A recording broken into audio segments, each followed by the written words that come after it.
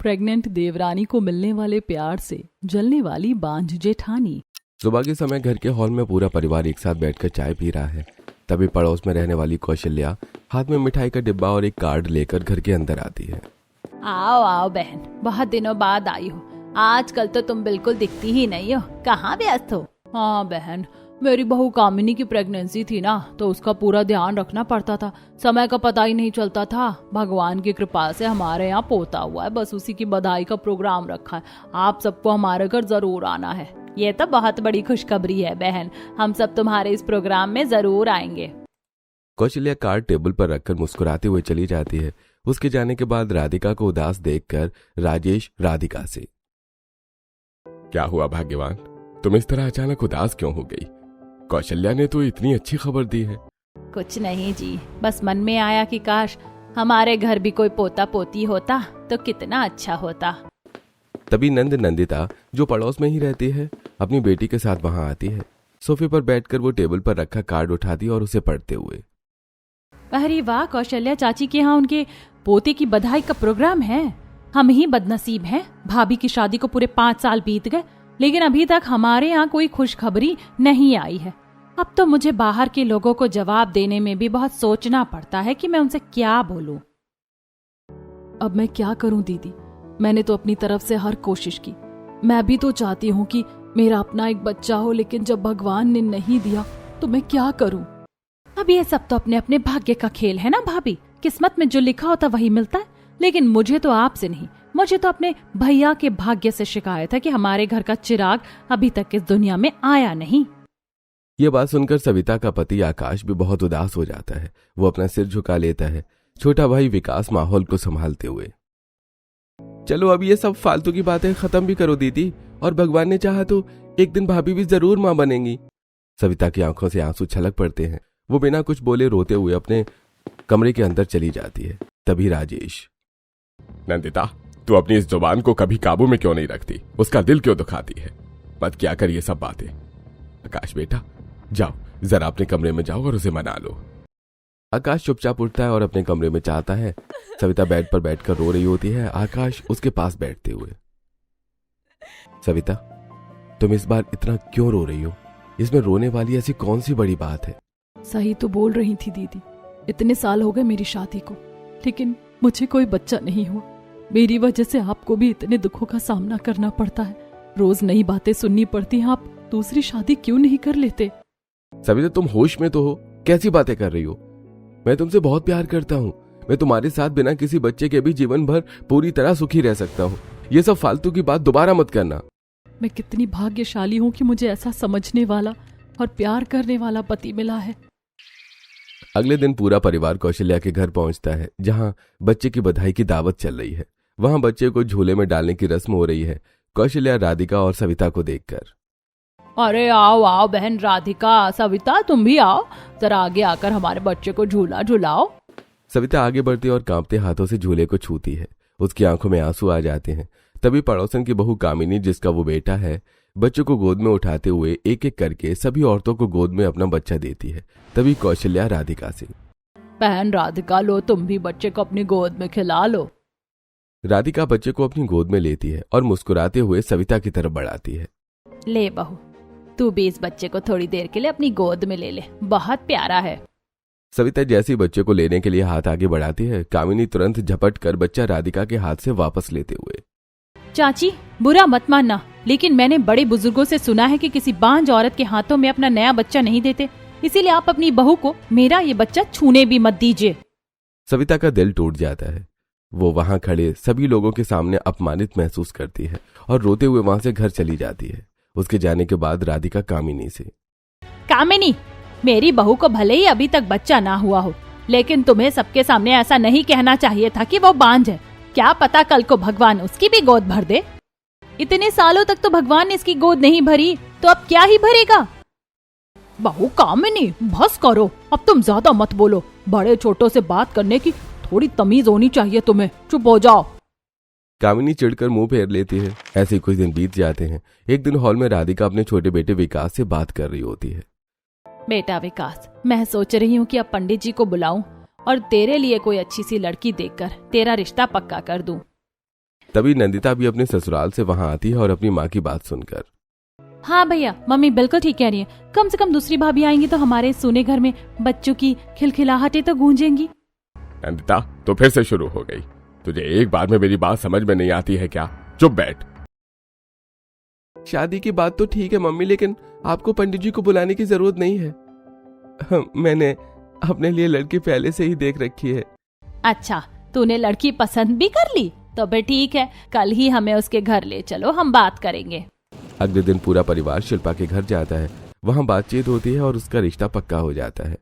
कुछ समय बीतता है और विकास की शादी शिल्पा से हो जाती है। शिल्पा बहू बनकर घर आ जाती है। गृह प्रवेश की रस्में पूरी होती हैं और वो अपने कमरे में आराम करती है। अगले दिन सुबह के समय है। शिल्पा सोकर उठती है और मन ही मन, आज मेरी इस घर में पहली रसोई है, चलो मैं जल्दी जाकर परिवार के लिए कुछ खाना बना लेती हूँ। शिल्पा रसोई में जाकर सामान ढूंढती है और आटा निकालती है। वो बर्तन में आटा लेकर उसमें पानी डालते हुए मन ही मन, मुझे तो अच्छी तरह से कुछ भी नहीं बनाना आता, मैं इतने बड़े परिवार के लिए खाना कैसे बनाऊंगी। शिल्पा जैसे ही आटे में पानी डालती है, पानी बहुत ज्यादा हो जाता है। आटा पूरी तरह गीला हो जाता है और जब वो उसे गूंथने की कोशिश करती है तो आटे के गीले छींटे उड़कर सीधे उसके मुंह और कपड़ों पर आ जाते हैं। वो परेशान हो जाती है। तभी जेठानी सविता रसोई के दरवाजे पर आकर खड़ी होती है और उसे देखकर हंसते हुए, शिल्पा, ऐसे आटा थोड़ी गूंथते हैं, लाओ इधर, मैं तुम्हें बताती हूँ कि कैसे करते हैं। मैं क्या बताऊँ भाभी, मैंने अपने मायके में कभी भी काम नहीं किया है, मुझे बहुत डर लग रहा है। तुम चिंता क्यों करती हो शिल्पा, जब तक तुम्हारी ये जेठानी इस घर में है तुम्हें डरने की कोई जरूरत नहीं है, मैं हूं ना तुम्हारे साथ। सविता शिल्पा का मुंह साफ करती है और उसके साथ मिलकर फटाफट सारा खाना बनवा देती है। दोपहर को डाइनिंग टेबल पर खाना लगाया जाता है। पूरा परिवार खाना खाने बैठता है। खाना खाकर राधिका, वाह शिल्पा, आज तो तुमने अपनी पहली रसोई में बहुत ही स्वादिष्ट खाना बनाया है, मजा आ गया। हाँ शिल्पा, मुझे तो लगा था कि तुम्हें खाना बनाना बिल्कुल नहीं आता, लेकिन तुमने तो पहली बार में ही कमाल कर दिया। हाँ, क्यों नहीं करेगी, है ही मेरी देवरानी बिल्कुल कमाल। सभी लोगों के मुंह से अपनी तारीफ सुनकर शिल्पा धीरे से सविता के कान में, थैंक यू जेठानी जी, आपने आज रसोई में आकर मेरी इज्जत बचा ली, वरना आज तो मेरी बहुत बेइज्जती हो जाती। दोनों देवरानी जेठानी एक दूसरे को देखकर प्यार से मुस्कुराती हैं। इसी तरह धीरे धीरे कुछ और दिन बीत जाते हैं और दोनों देवरानी जेठानी का प्यार आपस में बढ़ता ही जाता है। एक दिन दोनों देवरानी और जेठानी हाथ में थैला लेकर पास के मार्केट में सब्जियां लेने के लिए जाती हैं। वो सब्जियां खरीद कर वापस रास्ते से घर आ रही होती हैं। तभी रास्ते में कौशल्या और कामिनी उन्हें देखकर आपस में बातें करते हुए, देखो बहन, राजेश भाई साहब के घर की दोनों बहुओं में कितनी अच्छी बॉन्डिंग है, दोनों एक दूसरे को कितना समझती है और साथ रहती है। सविता और शिल्पा उन पड़ोसियों की ये बात सुन लेती हैं और अंदर ही अंदर बहुत खुश होती हैं। वो मुस्कुराती हुई सीधे अपने घर वापस आ जाती हैं। इस तरह धीरे धीरे पूरे 4 महीने बीत जाते हैं। एक दोपहर सविता और शिल्पा बालकनी में खड़ी होकर आपस में हंस हंस कर बातें कर रही होती हैं। तभी अचानक शिल्पा का सिर घूमने लगता है और वो गिर जाती है। क्या हो गया देवरानी जी, आप इस तरह जमीन पर क्यों गिर रही हैं? सविता जोर से आवाज लगाती है। आवाज सुनकर राधिका, राजेश और विकास दौड़कर बालकनी में आते हैं। सविता शिल्पा के चेहरे पर पानी छिड़कती है। उसी समय नंदिता भी घर के अंदर आती है। क्या हुआ छोटी भाभी को, जल्दी से अंदर कमरे में ले चलो। विकास और आकाश शिल्पा को उठाकर अंदर कमरे में बेड पर लेटाते हैं। विकास बेटा, तुम बिना देर किए जल्दी से डॉक्टर को फोन करके यहाँ पे बुलाओ। विकास तुरंत डॉक्टर को फोन करता है। कुछ ही देर में लेडी डॉक्टर घर आती है। वो कमरे के अंदर जाकर शिल्पा का अच्छे से चेकअप करती है। पूरा परिवार बाहर उत्सुकता से इंतजार कर रहा होता है। डॉक्टर मुस्कुराते हुए कमरे से बाहर आती है। आप सबके लिए बहुत बड़ी खुशखबरी है, शिल्पा जी प्रेग्नेंट है। ये सुनते ही पूरे परिवार के चेहरे पर एक साथ मुस्कान आ जाती है। सविता जी बहुत खुश हो जाती हैं। विकास खुशी से उछल पड़ता है, राधिका भगवान के आगे हाथ जोड़ते हुए, हे भगवान, तेरा लाख लाख शुक्रिया। डॉक्टर के जाने के बाद सभी लोग कमरे के अंदर आते हैं और फिर राधिका शिल्पा से, बेटा शिल्पा, आज के बाद से तुम्हारा आराम करना और अपना पूरा ख्याल रखना ही सबसे पहला काम है। बड़ी भाभी से तो वैसे भी हमें कोई उम्मीद नहीं थी, वो तो हमें जिंदगी में कभी ये खुशी दे ही नहीं सकती थी। कम से कम छोटी भाभी ने तो हमें ये खुशी दी। अब हमारे इस घर में भी बच्चे की किलकारी गूंजेगी। नंदिता के ये कड़वे शब्द सुनकर सविता का दिल बैठ जाता है। उसे बहुत गहरा धक्का लगता है। वो चुपचाप अपने कमरे में चली जाती है और रोने लगती है। तब आकाश वहां जाकर सविता को समझाते हुए, सविता, मैं जानता हूं तुम्हें इस वक्त बहुत दुख हो रहा होगा। तुम भी हमेशा से यही खुशी अपने जीवन में चाहती थी, लेकिन तुम हिम्मत मत हारना। अगर भगवान ने चाहा तो एक ना एक दिन ये खुशी हमारे भी जीवन में जरूर आएगी। ऐसे कुछ दिन और बीत जाते हैं। एक दिन हॉल में बैठकर सभी लोग बातें कर रहे थे। तभी नंदिता वहां आती और सोफे पर बैठकर सभी लोगों से बातें करते हुए, वैसे बड़ी भाभी, आपने ना सही, लेकिन आपकी देवरानी ने तो कम से कम इस घर को वारिस देने का इंतजाम कर ही दिया। सविता नंदिता के ताने सुनकर अपने कमरे में चली जाती है। शिल्पा नंदिता के कड़वे शब्द सुनकर मन ही मन, नंदिता दीदी को इस खुशी के मौके पर बड़ी भाभी से ऐसी बात बिल्कुल नहीं कहनी चाहिए थी। ऐसे ही शाम का समय हो जाता है और सविता शिल्पा के कमरे में आकर, शिल्पा, चलो शाम हो गई है, रसोई में चलते हैं और मिलकर रात के खाने की तैयारी शुरू करते हैं। सविता और शिल्पा कमरे से बाहर निकलने ही वाली होती हैं कि तभी पीछे से सास राधिका और नंदिता वहां आकर, सविता, तुम होश में तो हो? आज के बाद तुम शिल्पा को किसी भी काम के लिए नहीं बोलोगी, उसे चुपचाप सिर्फ आराम करने दो। हाँ भाभी, वैसे भी छोटी भाभी ने इतना बड़ा काम जो किया है, पूरा हक बनता है उनका आराम करने का। अब आप अकेले जाकर रसोई में खाना बनाओ। और हाँ, आज तो रात का खाना मैं भी अपनी बेटी के साथ यहीं खाऊंगी। तभी नंदिता की 4 साल की बेटी कृति दौड़ते हुए आती है और सविता का पल्ला पकड़कर, मामी मामी, मुझे बहुत तेज भूख लगी, मुझे अपने हाथों से मैगी बनाकर खिलाओ ना। ठीक है कृति बेटा, मैं अभी रसोई में जाकर तुम्हारे लिए गर्मा गर्म मैगी बना देती हूँ। सविता रसोई में चली जाती और अकेले खाना बनाने लगती है। वो मैगी बनाकर कृति को दे देती है, फिर सारा खाना अकेले बनाकर डाइनिंग टेबल पर लगाती है। सभी लोग खाना खाते हैं और फिर हॉल में बैठकर बातें करते हैं। सविता रसोई में बर्तन धोते हुए मन ही मन, नंदिता दीदी जानबूझकर आग लगा रही हैं। शिल्पा प्रेग्नेंट है तो इसका मतलब ये थोड़ी है कि मैं कोई इंसान ही नहीं हूँ। और शिल्पा कम से कम एक बार तो कह सकती थी कि भाभी, मैं रसोई में आकर आपकी थोड़ी मदद करवा देती हूँ, लेकिन उसने भी कुछ नहीं बोला। इसी तरह धीरे धीरे कुछ और दिन बीत जाते हैं। शिल्पा की प्रेगनेंसी केयर बहुत बढ़ जाता है। उसकी प्रेगनेंसी को अब 2 महीने पूरे हो चुके थे। एक सुबह राधिका कपड़ों का एक बहुत बड़ा ढेर लेकर सविता के पास आती है। बड़ी बहू, ये लो, ये सारे के सारे गंदे कपड़े हैं, इन्हें आज ही अच्छे से धोकर छत पर सुखा देना। माँ जी, इतने सारे कपड़े हैं, आप शिल्पा को भी थोड़ा सा काम करने के लिए क्यों नहीं बोलती हैं? वैसे भी आज मेरे सिर में थोड़ा दर्द हो रहा था। सविता, तुम जानती हो ना कि उसकी प्रेगनेंसी चल रही है। मैं उसे इस हालत में भारी कपड़े धोने के लिए कैसे बोल सकती हूँ? ऐसा करो कि सरदर्द की दवाई खा लो और थोड़ी देर बाद कपड़े धो लेना। सविता कपड़े लेकर धोने के लिए चली जाती है। वो कपड़े धोकर छत पर फैलाती है और सारा दिन काम करती है। फिर रात को खाना खाकर डाइनिंग टेबल पर लगाती है, राधिका शिल्पा को प्यार से खाना खिलाते हुए। लो बेटा शिल्पा, खा लो, तुम्हारे लिए और आने वाले बच्चे के लिए बहुत जरूरी है। माँ जी, मेरा बिल्कुल भी मन नहीं है, मुझे उल्टी जैसा महसूस हो रहा है, मैं नहीं खा पाऊंगी। नहीं बेटा, ऐसा नहीं करते। अब तुम्हें आने वाले नन्हे बच्चे की सेहत का भी ख्याल रखना पड़ेगा। एक रोटी मेरे हाथ से खा लो। हाँ भाभी, आप अपने खाने पीने का पूरा ख्याल रखा करो, आपके अंदर हमारे घर का चिराग पल रहा है। शिल्पा मुस्कुराती हुई थोड़ी सी रोटी खाती और टेबल से उठने लगती है। तभी उसका पति विकास तुरंत उसकी कुर्सी के पीछे आकर खड़ा होते हुए, शिल्पा रुको, मैं तुम्हारे लिए कुर्सी पीछे खींच देता हूँ, तुम्हें झटके से बिल्कुल नहीं उठना चाहिए। ठीक है विकास बेटा, शिल्पा को संभाल कर लेकर जाओ।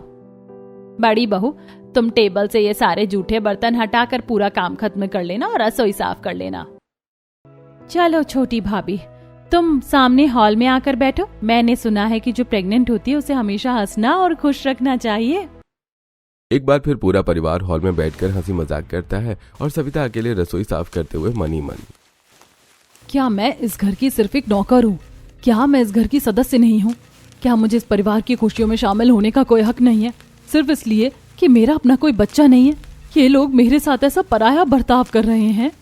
सविता भारी मन से सारा काम खत्म करती है और रात को वो बहुत देर से अपने कमरे में आती है, जहां आकाश उसे देखकर, अरे सविता, आज तुम कमरे में आने में इतनी लेट क्यों हो गई? मैं कब से तुम्हारा रास्ता देख रहा था। मैं पूरे घर का काम कर रही थी, आपको दिखाई नहीं देता क्या कि सारा काम मुझ अकेले पर डाल दिया गया है? सविता, तुम्हें तो पता है कि शिल्पा अभी प्रेग्नेंट है, इसलिए जब तक उसकी डिलीवरी नहीं हो जाती तब तक तुम्हें ही सब कुछ संभालना होगा, और इसमें गुस्सा होने वाली कोई बात नहीं है। आकाश भी गुस्से में चादर तानकर मुंह फेर कर सो जाता है। ऐसे ही 4 महीने और बीत जाते हैं और शिल्पा का बेबी बम्प साफ नजर आने लगता है। शाम के समय सविता छत पर कपड़े सुखा रही थी, तभी बाहर गली से एक ठेले वाले की आवाज आती है। सविता छत से झांक कर देखती है कि ठेले पर बहुत ही ताजे और अच्छे अच्छे फल सजे हुए हैं और उसके ससुर जी ठेले वाले से फल खरीद रहे हैं। यह देखकर सविता मन ही मन, अरे वाह, इस ठेले वाले के पास तो बहुत सारे अच्छे फ्रूट्स हैं और ससुर जी फल खरीद भी रहे हैं। चलो, आज तो मैं ढेर सारे फल खाऊंगी। नीचे राजेश ठेले वालों से, भैया, ये केले कैसे दिए? और जरा ये बताना कि ये ताजे आम और अनानास किस भाव लगाए हैं। ठेले वाला राजेश को सारे फलों के रेट बताने लगता है। राजेश खुश होकर हाँ ठीक है भैया, ये केले भी पैक कर दो, आम भी पैक कर दो और ये अच्छा सा अनानास भी पैक कर दो। राजेश पैसे देकर फलों का भारी थैला लेता है और घर के अंदर आने लगता है। सविता दौड़ती हुई सीढ़ियों से नीचे हॉल में आकर, ससुर जी आप इतने सारे फ्रूट्स लेकर आए हैं, लाइए ये फ्रूट्स का थैला मुझे दे दीजिए। हाँ बहू, मैं ये फ्रूट्स शिल्पा के लिए खरीद कर लाया हूँ, इसे रसोई में ले जाकर अच्छे से काट कर ले आओ। ये सुनकर सविता का मुंह उतर जाता है। राजेश फलों का थैला सविता के हाथ में थमा देता है। सविता रसोई में जाती है और फल काट कर शिल्पा के कमरे की तरफ जा रही होती है कि तभी राजेश, अरे बहू ये फल मुझे दे दो, मैं लेकर जाता हूँ, शिल्पा बहू को अपने हाथों से खिलाऊंगा। राजेश शिल्पा के कमरे में जाकर शिल्पा को अपने हाथों से फल खिलाने लगता है। ये सब देखकर सविता मन ही मन, मैंने तो सोचा था कि मैं ये फ्रूट्स खाऊंगी, लेकिन ससुर जी तो ये फल सिर्फ शिल्पा के लिए लाए हैं। शाम को सविता रसोई में खाना बना रही है, तब शिल्पा वहां जाकर सविता से, भाभी लाइए आपके साथ में खाना बनवा लेती हूँ, आज मेरी तबीयत भी थोड़ी ठीक है। कोई जरूरत नहीं है मेरे साथ काम करवाने की, घर के सारे लोगों को तुम्हारी इतनी फिक्र है, कहीं किसी को बुरा ना लग जाए कि तुम मेरे साथ काम करवा रही हो। वैसे भी जो प्यार तुम्हें नसीब में आ रहा है, कुछ लोग उसके लिए जीवन भर तरसते हैं। भाभी मैं अच्छी तरह जानती हूँ कि आप एक बच्चे के लिए अंदर ही अंदर कितना तड़प रही हैं। ऊपर से मैं प्रेग्नेंट हूँ, तो आपको हर रोज कैसा महसूस हो रहा होगा। मैं आपका ये दर्द साफ देख सकती हूँ। धीरे धीरे एक महीना और बीत जाता है और शिल्पा का 7वां महीना लग जाता है। एक दिन सुबह का समय है। आकाश सभी लोगों से, आज शहर में एक बहुत बड़ी फैमिली पार्टी है, हम सबको वहां समय पर पहुंचना है, जल्दी से तैयार हो जाओ। तभी नंदिता तैयार होकर वहां आती है और सभी से, अरे आप लोग अभी तक पार्टी में चलने के लिए तैयार क्यों नहीं हुए? हाँ नंदिता, जा जरा अपनी छोटी भाभी शिल्पा को अंदर ले जाकर अच्छे से तैयार करा पहले। नंदिता शिल्पा का हाथ पकड़कर उसे कमरे में ले जाती है और उसे प्यार करके बाहर आती है। अरे वाह शिल्पा, तुम इस साड़ी में सचमुच बहुत ही ज्यादा सुंदर लग रही हो। पूरा परिवार गाड़ी में बैठकर पार्टी में पहुंचता है। शिल्पा जैसे ही गाड़ी से उतरती है, विकास तुरंत उसका हाथ बहुत सावधानी से पकड़ लेता है। शिल्पा यहाँ जरा देखकर, और बहुत धीरे धीरे चलो, फर्श बहुत चिकना है, पैर फिसल सकता है। वो अंदर जाते हैं और डाइनिंग टेबल के पास पहुंचते हैं। विकास तुरंत शिल्पा के लिए आगे बढ़कर कुर्सी खींचते हुए, शिल्पा तुम इस कुर्सी पर आराम से बैठ जाओ, तुम्हें बिल्कुल भी खड़े रहने की जरूरत नहीं है। शिल्पा बैठ जाती है। तभी परिवार के अन्य सदस्य भी वहीं कुर्सियों पर बैठ जाते हैं। आसपास के लोग उन्हें देखने लगते हैं। अरे हम खाना यहीं टेबल पर ही मंगवा लेते हैं, शिल्पा बहू तुम अपनी जगह से बिल्कुल मत हिलना। आकाश और विकास जाकर खाना लाते हैं और शिल्पा को विकास अपने हाथों से खाना खिलाने लगता है। कोई भी सविता की तरफ नहीं देखता। सविता भूखी बैठी रह जाती है। सविता भी अपने हाथों से थोड़ा बहुत खाना खाती है। तब राजेश, भाई चलो अब खाना खा लिया है तो जल्दी घर चलते हैं, शिल्पा बहू बहुत थक गई होगी, उसे अब आराम की जरूरत है। पार्टी खत्म करके जब वो सीढ़ियां उतर रहे होते हैं, तभी रास्ते में बारिश की वजह से कीचड़ था। विकास शिल्पा का हाथ पकड़कर सावधानी से ले जा रहा था। तभी सविता अपने पति की तरफ हाथ बढ़ाते हुए, अरे सुनिए जी, जरा अपना हाथ मुझे दीजिए, कहीं मैं गिर ना जाऊं। आकाश अपने फोन पर व्यस्त था, साथ ही उसका ध्यान शिल्पा पर भी था, इसलिए वो सविता की बात पर कोई ध्यान ही नहीं देता और आगे बढ़ जाता है। इस पूरे घर में मेरा तो कोई ख्याल रखने वाला ही नहीं है, मेरी बातें सुनने का भी किसी के पास समय नहीं है। सभी लोग घर आ जाते हैं। अगले कुछ दिन इसी तरह बीत जाते हैं और एक दिन विकास अपनी माँ से, मम्मी ठंड बढ़ने लगी है और ठंड बढ़ने के साथ साथ शिल्पा की दिक्कतें भी बढ़ने लगी हैं, इसलिए मैंने ऑफिस से पूरे 4 दिनों की छुट्टी के लिए अप्लाई कर दिया था और छुट्टी मंजूर हो गई है।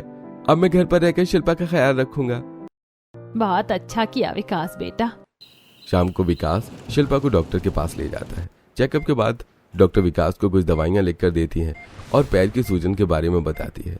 वापस आकर विशाल अपने कमरे में बैठकर शिल्पा के पैरों की मालिश करता है। उसी समय सविता चाय की ट्रे लेकर शिल्पा के कमरे की तरफ आती है। वो दरवाजे से देखती है कि विकास नीचे बैठकर बहुत प्यार से शिल्पा के पैरों की मालिश कर रहा है।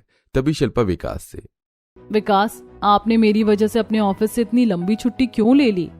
शिल्पा इस वक्त तुम्हें समय देना मेरे लिए सबसे ज्यादा जरूरी है। मैंने 4 दिन की छुट्टी ली है, जरूरत पड़ी तो और ले लूंगा। सविता कमरे के अंदर आती है और चाय की ट्रे टेबल पर रखकर, ये लो, मैं तुम दोनों के लिए गर्मा गर्म चाय बनाकर लाई हूँ, इसे पी लो। ट्रे रखकर सविता कमरे से बाहर जाने लगती है। तब शिल्पा, अरे भाभी आप कहाँ जा रही हैं? जरा यहाँ हमारे साथ बैठिए ना, हम सब मिलकर साथ में चाय पीते हैं। नहीं शिल्पा, मुझे रसोई में और भी बहुत सारे काम पड़े हैं, तुम लोग चाय पियो, मैं चलती हूँ। सविता तुरंत ही रसोई में आ जाती है और आंसू पोंछते हुए मन ही मन, मेरे पति के पास तो मेरे लिए बिल्कुल भी टाइम नहीं है। काश मैं भी प्रेग्नेंट हो पाती तो वो भी मेरे लिए समय निकालते और मेरा ऐसा ही ख्याल रखते, लेकिन भगवान ने शायद मेरे भाग्य में ये लिखा ही नहीं है। ऐसा सोचते हुए सविता रात का खाना बनाने में लग जाती है। शाम को नंदिता फिर से उनके घर आती है और शिल्पा का बड़ा हुआ बेबी बम्प देखकर खुश होती है। वो उसे पार्क ले जाने की जिद करती है।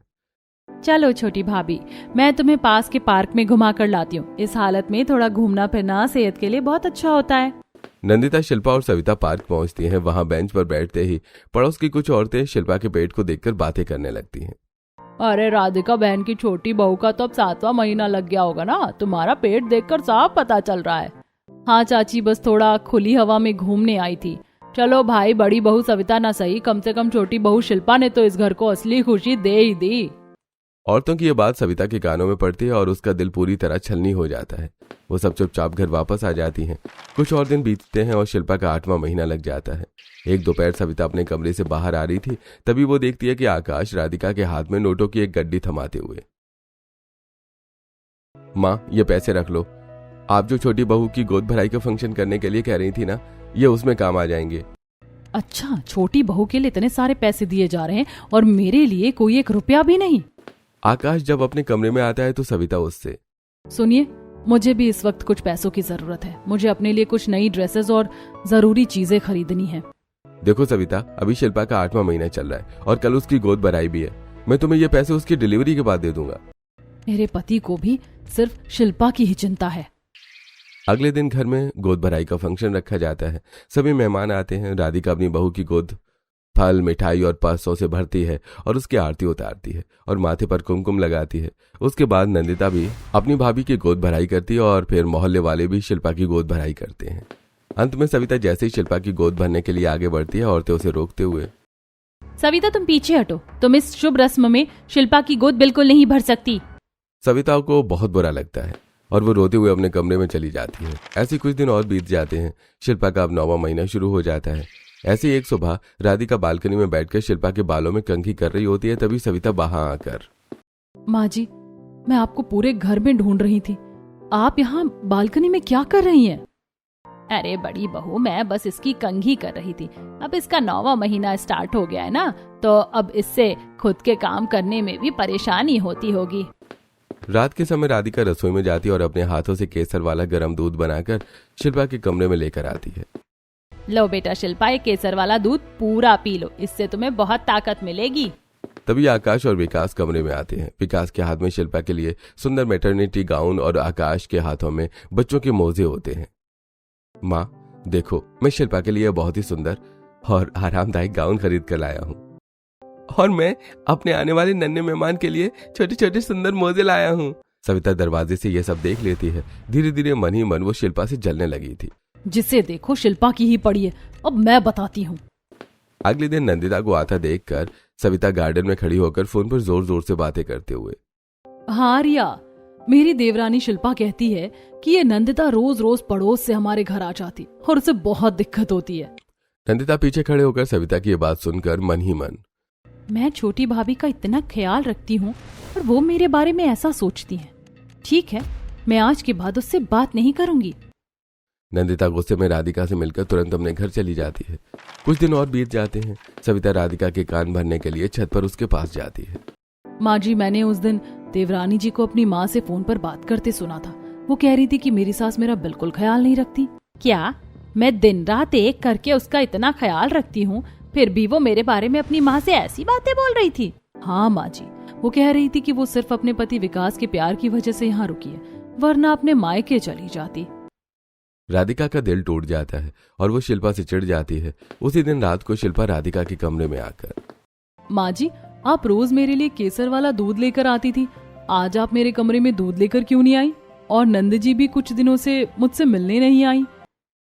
हाँ, वो दरअसल आज दूध वाले रामू ने दूध बहुत कम दिया था, इसीलिए दूध नहीं बचा, और नंदिता कुछ काम में व्यस्त होगी, इसीलिए नहीं मिल पाई होगी। माँ जी झूठ बोल रही हैं। जरूर जेठानी जी ने ही पिछले कुछ दिनों में मम्मी और दीदी के कान भरे हैं, या उन्हीं का काम है। शिल्पा सविता का दर्द समझती है और चुप रहती है। अगले दिन विकास घर आता है तो सविता उसे देखकर तुरंत शिल्पा के कमरे में आती है और उसे अपनी सहेली का स्टेटस दिखाते हुए, देखो शिल्पा, मेरी फ्रेंड के पति ने उसकी प्रेगनेंसी में पूरे 15 दिनों की छुट्टी ली है। वो उसका कितना ख्याल रख रहा है। विकास पीछे से ये बात सुन लेता है और कमरे में आता है। सविता उसे देखकर चली जाती है। ऐसे कुछ दिन बीत जाते हैं और एक दिन शिल्पा कमरे में सो रही होती है और विकास हॉल में अपने ऑफिस का काम कर रहा होता है। तब सविता विकास के पास आकर, देवर जी, आपकी पत्नी शिल्पा को आपसे बहुत शिकायतें। वो हमेशा कहती है कि उसकी फ्रेंड्स अपने पतियों के साथ घूम रही हैं और आप उसे समय नहीं देते। मैं अपनी पत्नी के लिए इतना सब कुछ करता हूँ, फिर भी वो मुझसे हमेशा नाखुश रहती है और दूसरों से मेरी शिकायत करती है। थोड़ी देर बाद शिल्पा जब सोकर उठती है और हॉल में विकास के पास आती है तो विकास उससे बहुत रूखा बर्ताव करता है, जिसे देखकर शिल्पा विकास से, क्या हुआ विकास, तुम मुझसे ऐसा व्यवहार क्यों कर रहे हो? तुम्हें किसी बात का गुस्सा है क्या? हाँ, तुम्हें तो हमेशा यही लगता है ना कि मैं तुम्हें समय नहीं देता।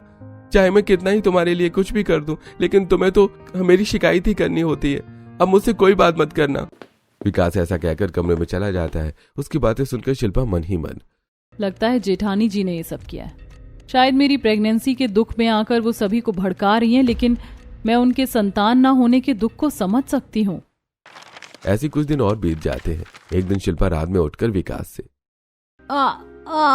विकास, मुझे पेट में बहुत तेज दर्द हो रहा है। मुझे लगता है कि मेरा लेबर पेन शुरू हो गया है। माँ, पापा, जल्दी आओ, देखो शिल्पा को बहुत तेज दर्द हो रहा है, जल्दी आओ। राधिका और पूरा परिवार दौड़कर आता है। वो तुरंत एम्बुलेंस बुलाते हैं और शिल्पा को लेकर हॉस्पिटल पहुंचते हैं।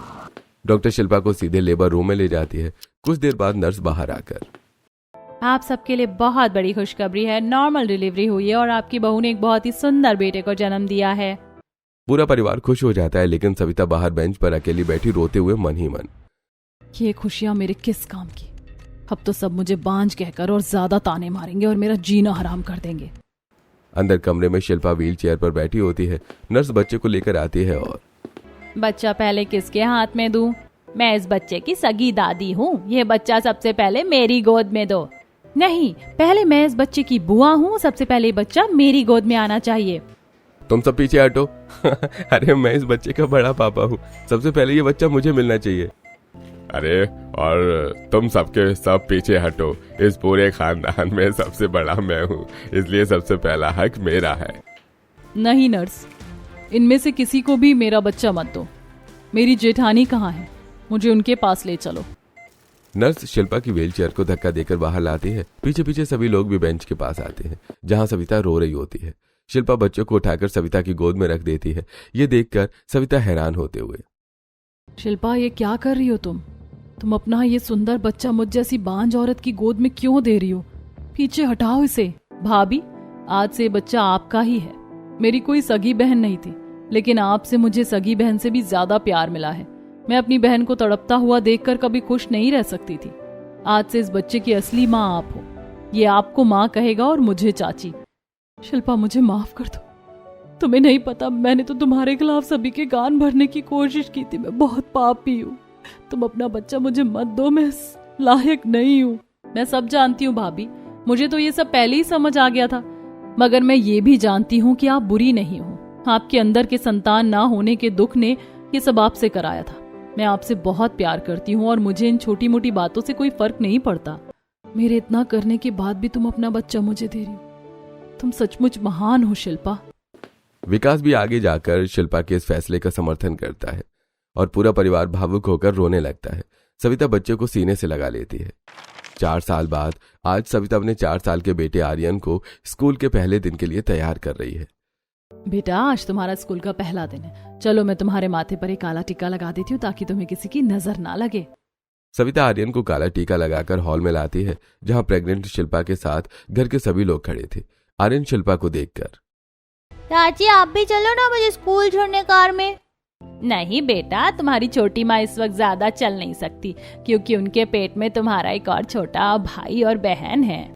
सविता और आकाश बच्चे को लेकर स्कूल छोड़ने कार की तरफ जाते हैं। शिल्पा, राधिका और विकास दरवाजे पर खड़े होकर मुस्कुराते हुए उन्हें बाय बाय करते हैं और पूरा परिवार हमेशा के लिए खुश हो जाता है।